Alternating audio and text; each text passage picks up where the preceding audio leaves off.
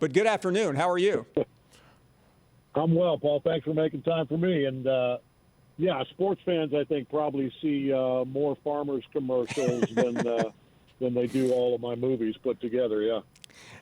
I don't want to spend too much time on that, but I do know there's when you do that though, the audience is so massive. As somebody who has such great artistic talent and has been honored on every available stage, how do you square, or does it really matter when you're in a commercial like that? And I think you've done 60 or 70 of them compared to what else you have done in your career. Well, that was a legitimate concern of mine going in. Was I don't know if you're close enough to my generation, you might remember Mr. Whipple. Oh yes, I'm pretty close. I did have that fear of becoming, this sort of commercial guy who used to be a movie actor. But I think the business has changed a lot in that way, and the campaign is, it started out as such a fun campaign, and as it's evolved over the years, it's continued to be, a fun, amusing, entertaining campaign to be a part of, and hasn't hurt my movie work at all. So I'm having the best of both worlds. Yeah, I would say since you've started that campaign, your movie career has done just fine, including an Oscar. I know that awards are often they don't always go to the best actor that year or the best supporting actor, but winning that, how would you describe that experience and what it has meant to you? Well, it's first of all, I'm going to digress for a minute. I flash back to my youth when my dad was away one weekend. He was a music teacher, and I was like, "Mommy, where's Daddy?" And she said, "Well, he's judging a choir festival." And I said, "What do you mean judging?" And she said, "Well, they're competing, and he's gonna vote for the best choir." And I was like, "I don't understand that. Baseball is competing, football is competing. I don't understand, competing in the creative arts and." So having said that, I always use the word received this award or that award because it's not like I'm arm wrestling Mark Ruffalo, to see who's going to come out on top.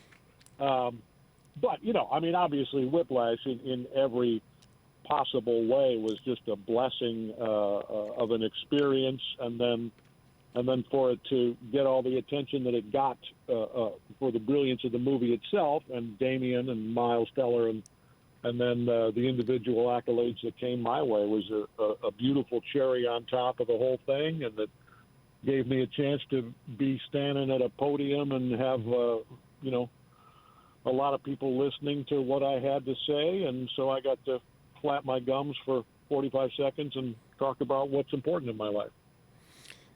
J.K., I would like to talk, because this is primarily a sports show, and this time of the year we do obsess over college football. Your latest, which has gotten a lot of attention in our world of college football, with the premise of the movie, and obviously a great, it deals with not only a college football team playing for a national championship, but great conflict.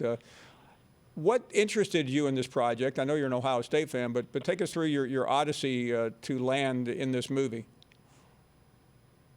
Yeah, I just wish I'd come on board a little earlier, and I could have had them change me from an SEC coach to a Big Ten coach, for crying out loud.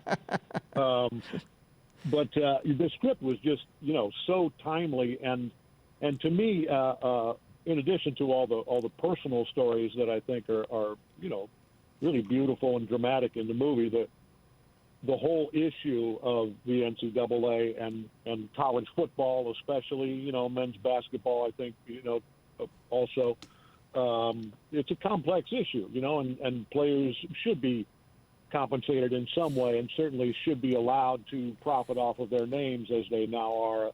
And I think this movie takes a really, really even-handed and in-depth look at that from a variety of angles, and at the same time, is a really entertaining 2 hours in the theater or whatever, streaming on your big TV in your living room.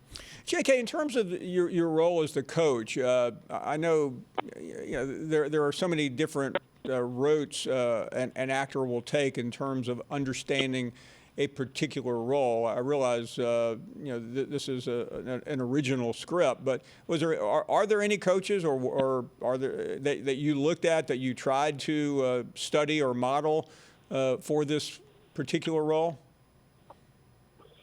I really didn't. When I did, one of my first movies was a blessing of a movie, and my first movie was Sam Raimi called For Love of the Game, Kevin Costner, a baseball movie where I had the pleasure of playing the manager of my beloved Detroit Tigers, and I unabashedly stole mannerisms and things from Jim Leland at the time.